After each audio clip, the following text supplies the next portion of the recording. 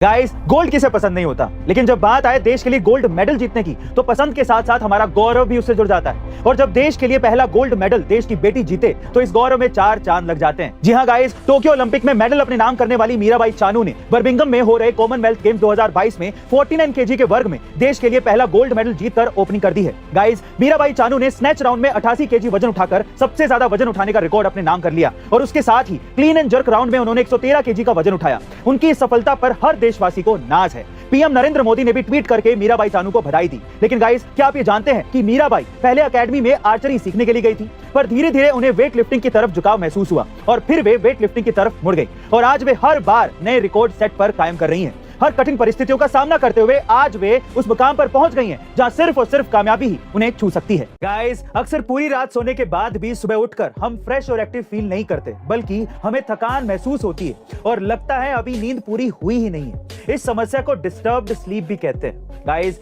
ऐसे तो इस समस्या के कई कारण हो सकते हैं, पर इनमें से एक है स्लीप एपनिया। अब ये स्लीप एपनिया क्या है, जरा ध्यान से सुनिएगा। ये सिम्टम्स उनके अंदर ही पाए जाते हैं जिनका बॉडी मास इंडेक्स यानी कि BMI 30 से ज्यादा होता है। जब हम रात को सोते वक्त खर्राटे लेते हैं या फिर सांस रुकने की वजह से ऑक्सीजन की कमी हो जाती है, जिससे हमारा दिमाग हमारे शरीर को सिग्नल देता है और हमारी नींद टूट जाती है। जब हम दोबारा सोने की कोशिश करते हैं तो नींद गहरी होते ही वही प्रक्रिया फिर से शुरू हो जाती है। रात भर चलने वाली प्रक्रिया से हमारी नींद डिस्टर्ब होती है और यही कारण है कि 7-8 घंटे सोने के बाद भी थकान महसूस होती है, जिसके कारण दिन के समय हमें नींद आती रहती है, जिसे एक्सेसिव डे टाइम स्लीपिंग भी कहते हैं। गाइस, अब आप बताइएगा कमेंट करके कि क्या ये बीमारी आपको भी है। टाटा ग्रुप एक ऐसा नाम है जो कि 132 सालों बाद भी दुनिया की सबसे बड़ी कंपनियों में से एक बना हुआ है।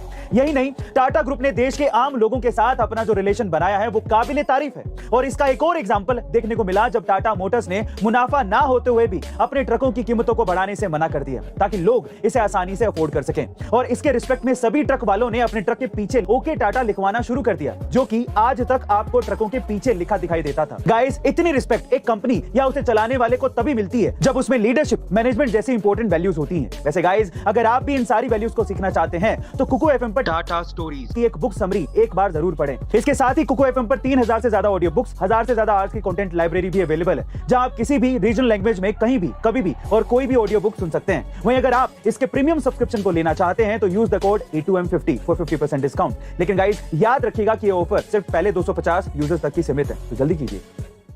गाइस, इंडिया के सबसे अमीर आदमी और बिजनेस टाइकून मुकेश अंबानी को सभी जानते हैं, जिन्होंने रिलायंस जियो लॉन्च करके इंडिया में इंटरनेट की क्रांति ला दी।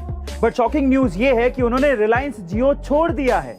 जी हाँ गाइस, आप ठीक सुन रहे हैं, क्योंकि उनका मानना यह है कि इस कंपनी को यंग वर्कफोर्स और यंग एनर्जी की जरूरत है और इसीलिए कई बदलाव करते हुए उन्होंने अपने बेटे आकाश अंबानी को रिलायंस जियो का चेयरपर्सन बना दिया है, जिनका योगदान जियो की फॉरेन इन्वेस्टमेंट में बहुत इंपॉर्टेंट रहा है। गाइस, आपको क्या लगता है कि आकाश अंबानी रिलायंस जियो को इतनी ऊंचाइयों पर पहुंचा पाएंगे? कमेंट सेक्शन में जरूर लिखिएगा और ऐसे अमेजिंग वीडियोस के लिए शेयर, सब्सक्राइब एंड लाइक। मिलता है अगली वीडियो में।